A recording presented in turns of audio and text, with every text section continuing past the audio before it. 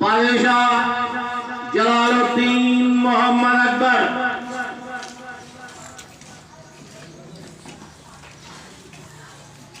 अपने तख्त पर विराजमान हो रहे हैं।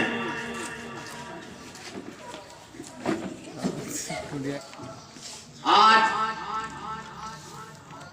बादशाह सलामत के हुजूर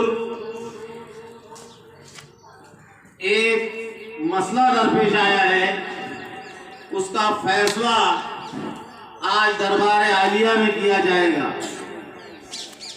उम्मीद है आप सब गौर और खामोशी से सुनेंगे।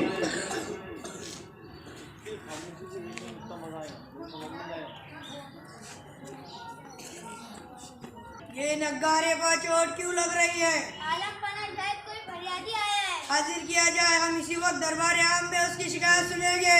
जो आलम पना फरियादी को हाजिर किया जाए। फरियादी अपनी परेशानी बयान करो, तुम्हारे साथ पूरा इंसाफ किया जाएगा।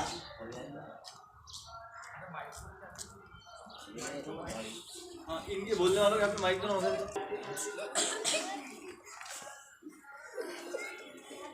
फरियादी अपनी परेशानी बयान करो, तुम्हारे साथ पूरा इंसाफ किया जाएगा। हुजूर, मैं एक गरीब आदमी हूँ। पाई जोड़कर मैंने एक भैंस खरीदी थी। मेरे पड़ोस में एक अमीर आदमी रहता है, उसके पास तो कई भैंसे हैं। कल इसने मेरी भैंस चुरा दी और मेरे घर में एक ऐसी भैंस आई। क्या तुमने उससे शिकायत की थी?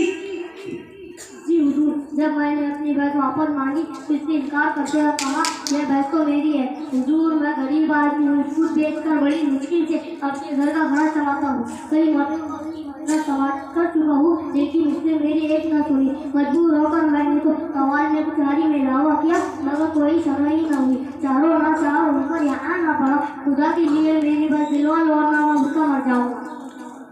तुम ना करो फरियादी है, और भैंस तुम्हारी हुई तो तुम्हें जरूर मिलेगी। कहाँ है वो आदमी? हुजूर, वो भी मेरे साथ आया है, उसके साथ एक झूठा गवाह भी है। और उन दोनों को हाजिर किया जाए।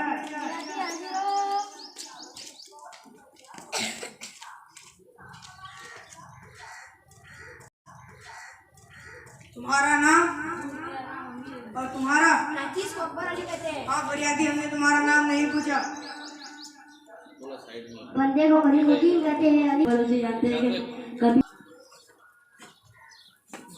करीमुद्दीन, ये अमीर अली करीमुद्दीन बोलते।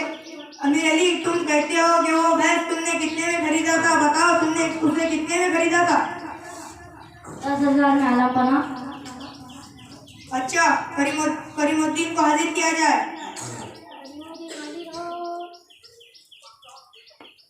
करीमुद्दीन, ये बताओ, तुम्हारी भैंस के टांग पर कोई जख्म का निशान है?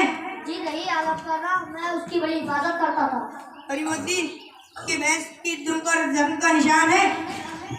जी नहीं हुजूर, कोई निशान नहीं है। क्या उसके दुम पर कुत्ते के दांतों के निशान भी है? निशानात भी है?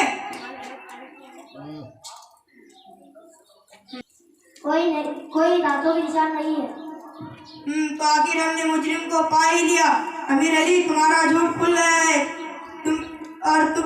तुम्हारा झूठ खुल गया है। भैंस की टांग पर कुत्ते के दांतों की निशानात एक मनगढ़ंत बात की। तुमसे सच उगलाने के लिए हमें ये तरीका इख्तियार करना पड़ा। बड़ी शर्म की बात है, तुम इतने खुशहाल होने के बावजूद तुमने गरीब आदमी पर जुल्म किया। हमारा हुक्म है कि करीमुद्दीन के अमीर अली के साथ उसके झूठे गवाह को भी कैद खाने में डाल दिया जाए और अमीर अली के करीमुद्दीन को शाही खजाने से भी कुछ रकम दी जाए।